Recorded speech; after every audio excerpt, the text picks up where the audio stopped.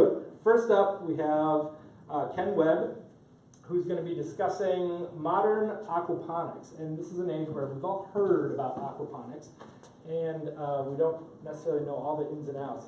And he's got a really interesting take on it, which I'll kind of let him discuss. So everybody welcome Ken Webb, please.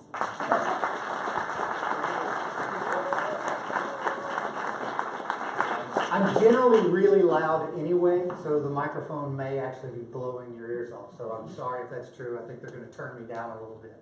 So thank you all for coming. I don't have any props. I don't have an easel or fish to swim on the stage. Nothing interesting. So you all just have to be patient and wait for that to come later. For now, it's just me and some pretty pictures.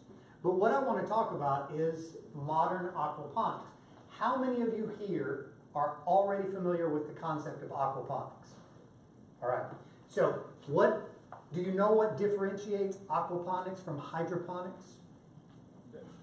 Fish. The addition of fish. There we go. Okay, so now I just needed a sensing session there just to know where we're at. Everybody seems to be up on what's going on, so I don't need to talk too much about that. First of all, I've been told in the past that it's important that I tell you who I am and why you should listen to me and not the person next to you. I'm not saying that you should, but just in case you want to listen to me, I have a kind of a storied career. I spent time in the Army. After the Army, I went back to Texas. I'm actually from South Carolina, but I did all of my schooling in Texas. I have a bachelor's degree in wildlife and fishery science. I have a master's degree in nutrition, and I have a PhD in marine science. And if you wonder how all of that fits together, well, so do my parents. They would really like to know how all that fits together as well. So what you see me doing here is fun things like siphoning fish poop and doing analyses on equipment that was purchased just about the time I was born. So that's my educational background, and if that doesn't qualify me to stand up here, I don't know what does. I also worked for a while in Seattle. You can't really see it there, but there's a nice pretty picture of Mount Rainier just to show that sometimes you can go to nice places even after you siphon fish poop. Okay, so I've introduced me, I've sensed the audience, and I only have a limited amount of time. So how about this? Who can tell me, and I'm sure everybody's going to have an opinion, what is the #1 problem facing the planet? Us. People. That's the best answer you can give. Overpopulation. Right? I don't know what's going on the screen, but we got some crazy graphics going on. Who knows? But what we got here is world population growth since 1950. It took us roughly 10,000 years of recorded history to get to 1 billion people. That was in 1800-ish. From 1800 to 1950, we rose up to somewhere around 2.5 billion people. Since 1950, there's pretty much a direct linear relationship with time and population growth. We're currently sitting right in here at just about, man, those lines are all kinds of messed up. This is the line you should be looking at. We're sitting right in here at just over 7 billion people on the planet. We're projected to go over 9 billion by just before 2040. So in 200 years, we have actually had more people born than have ever lived in the history of the earth. Right? So that has some interesting consequences. And just so you know about modeling, for any of you mathematicians out there, that linear curve, that's a 0.99 r squared. If you don't know what it means, don't worry about it. But essentially it means that that's a pretty good approximation of when we're going to cross 9 billion. All right? We're going to hit 9 billion people in your lifetime. So, anybody remember this? It's a very famous book from the late 1960s. It was published in 1968. I kind of grew up with this book, and everybody talked about the population bomb and how we were going to be like locusts, stripping the earth of its resources, that there was not going to be enough food to feed the world, right? And there were some really, we'll go out and say fringe cults fringe beliefs that came out of this book. Now, a lot of this book has been since disproven, and we'll go into that a little bit, but some of these belief systems are still around, and people still worry. The author, before he died, actually said if he had known in 2006, the last time he did an interview, what he knows now, he would have been more apocalyptic in the book than he was, right? And there are some really interesting groups that have come out, like the voluntary human extinction movement. There is a group of people who believe we should all voluntarily stop breeding. There is also a group of people, which you can't really see, it's cut off there, called the Millennial Group in the Millennial Project, who believe that the only way the human race will survive is to leave the planet in massive colony ships powered by lasers. Not kidding. You can go online and download the PDF of their book right now. It's interesting, but their real concern is population. And population magnifies every other problem on the planet. Disease is magnified by population. Starvation is magnified. Poverty. Population really is something we have to worry about. But in the population bomb, they posited that by 2000, we would have enormous wars for resources. We would have mass famines and mass diseases. Anybody know, have a guess why that didn't happen? Fracking is actually a good answer. It's actually not a bad answer. The technology is really the answer. Humans, unlike the Malthusian systems the population bomb was predicated on, we have brains. And we have the capacity to overcome obstacles. In essence, what we did is we moved from this, our typical agrarian farming lifestyle, which in 1850, if you didn't realize this, in 1850, more than 60% of the population of the United States worked directly on a farm. More than 60%. We went from that to this. Any guess what the current percentage in the United States is of people working on a farm directly?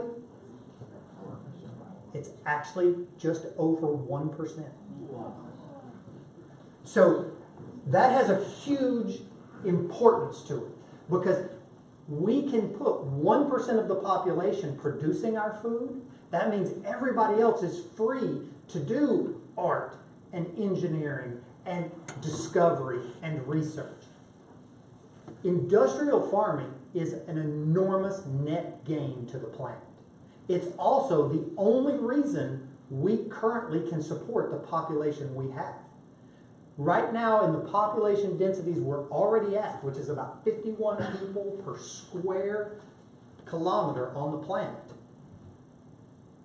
old style agriculture, what you would think of as organic agriculture, cannot support that population. It cannot. There is not enough arable land or water to make that happen. So, when we talk about that, there are some other problems that have come with that industrial agriculture. We know these. I'm not telling you anything new. We all know why there's a locavore movement. We all know why people are interested in going toward back to whole grains or back to vegetables. We have real problems. One of which is this. This is vegetable products only. I didn't include meat products. This is vegetable products only. In vegetable products only, the average distance traveled for vegetable products in the United States to reach a market is just over 2,000 miles. When you include fish and meat products, the average distance traveled for your meat and fish product, and that includes the stuff that's produced locally, this is the average, is over 2,800 miles.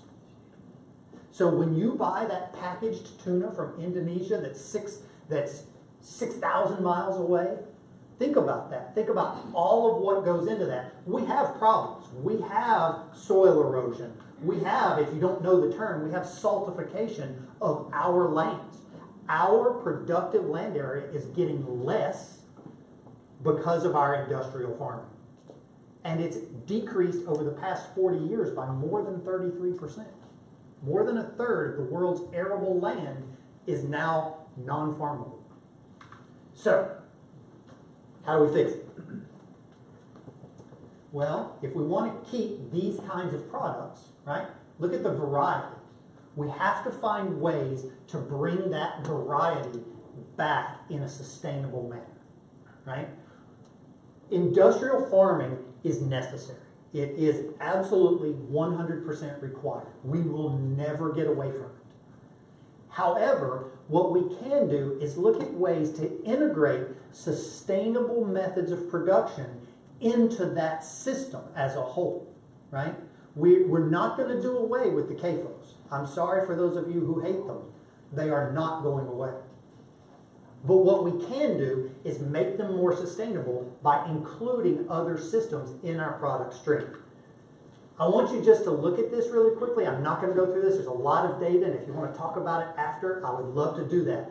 But if you look at the cost of food and just look within a category, so this is fats, nuts, and seeds, and it's a cost per 100 calories.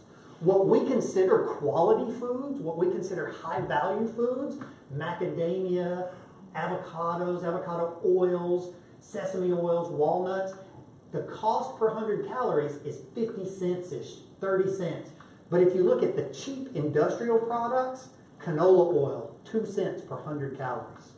Corn oil, 3 cents per 100 calories. We have to find some way to mash those numbers a little bit closer together, right? If we want these highly healthful, sustainable foods, as opposed to a commercial grain, we've got to find some way to mash those things together. Well, there's a carry-on problem to that called food deserts. When you can't afford the food, or there's no food available nearby, that just compounds the problem, right?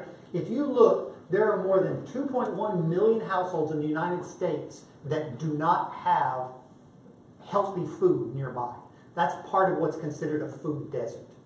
They physically cannot go to a store that sells healthy food. Go to a poorer neighborhood, and what you'll find are convenience stores. You won't find festivals or pick and saves. You'll find bodegas. And they largely do not sell fresh fruits and vegetables because it doesn't store and it's too expensive for their clients. So, enter the Farmory.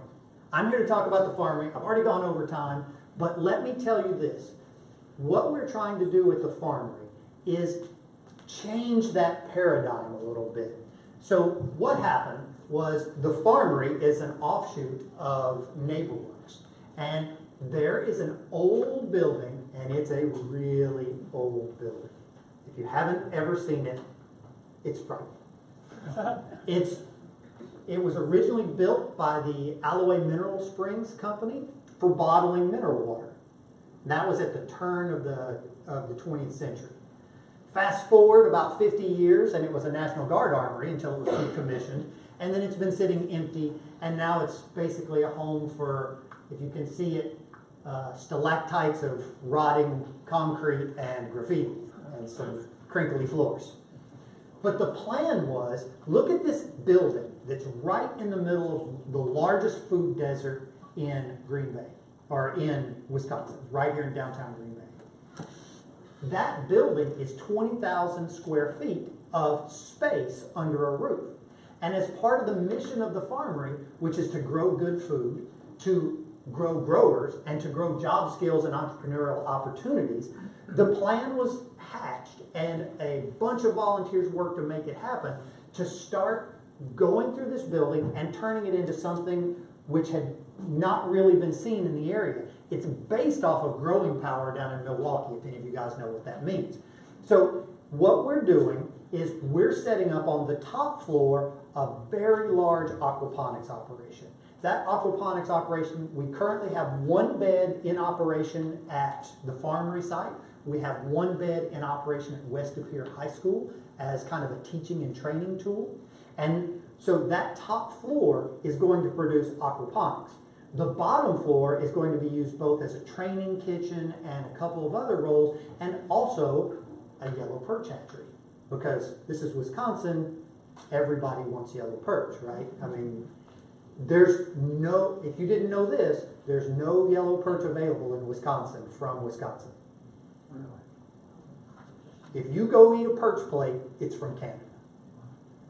There are no commercially active yellow perch farms in the United States, period. Right? We're going to try to change that. We're setting up a fish hatchery to kind of catalyze some of those new business opportunities. So, here's what we've got. We're growing food, and that's to introduce school kids and local people in the neighborhood who have been eating canned or pickled or, you know, frozen foods for their entire lives, for multiple generations. We're going to teach them how to fix fresh greens, fresh vegetables, because some of those skills have been lost.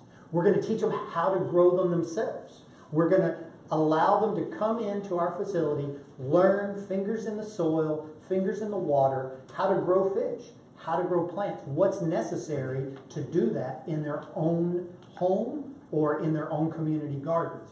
And by having a fish hatchery, we're going to provide a place for those people to come, get little perch, put them in the water, and grow out fish. We've been doing it for a while now. This is a workshop that just finished. It's a mushroom growing workshop that just finished last week. We have a number of volunteers working at the facility, and we just received, like a few days ago, we just received our very first fish tank for our hatchery. So, we are working on that now. We are in phase 2 of getting this built, and I hope you guys will come by and do a tour. Claire is sitting right there. I didn't make her come stand up here with me. Claire is the program director. She's right there, the executive director of the Farmory, and they have weekly tours, or they used to. I don't know that we've had a weekly tour. We're still doing weekly tours. We have weekly tours, and we have volunteers. We have more than 60 volunteers right now working in the Farmory, learning how to do this, learning how to grow these products. We have a very tight relationship. I actually work at UW Green Bay. We have a very tight relationship. We're currently selling products at the cannery, and we have our first teaching system at West Appear High School. So I went long. I know I went long. I always go long. I even cut slides out. So we probably won't have time for questions now. But I hope that you'll come and talk to me, because this is the type of thing that if we want to be sustainable and we want to not import squash from Mexico, this is the kind of operation that's going to let us do it. Thank you, everybody, for your time.